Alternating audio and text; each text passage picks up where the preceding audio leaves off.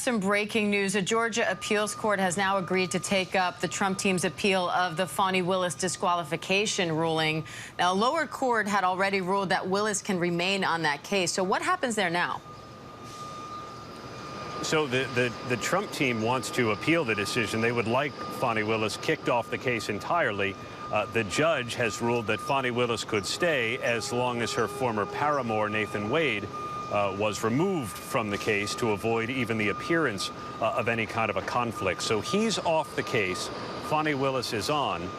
The appellate court has agreed to take up the matter. They haven't, agreed to any decision, but they've at least agreed to take it up, which is yet one more delay for a case that still does not have a date to start trial.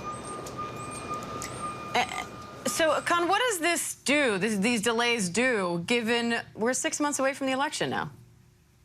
I think, Diane, that's a great question. And ultimately what it does is it guarantees that the only case that's going to trial out of these three criminal cases, the documents case, the Fani Willis case, January 6th case, is ultimately the case that's now before the judge and jury in New York State. And Aaron, looking back at the criminal hush money trial now, Stormy Daniels was one of the key witnesses in this case, right? Her and Michael Cohen are arguably the two big names that we're looking to hear from. So now that she has had this testimony, what do you expect to happen next? Well, she's going to be back on Thursday for more cross-examination, and already she has conceded she hates Donald Trump, and she wants to see him held accountable. The defense attorney, Susan Necklace, asked her, you want to see him go to jail? And she said, I want to see him held accountable. And if that means jail, then so be it. She has also tried to resist the idea, though, that she was out to extort him. Remember, Donald Trump denies a sexual encounter ever happened.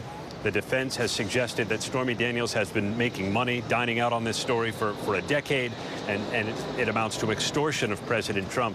She has resisted that, but I expect that's the tack the defense is going to resume when she gets back on the witness stand on Thursday.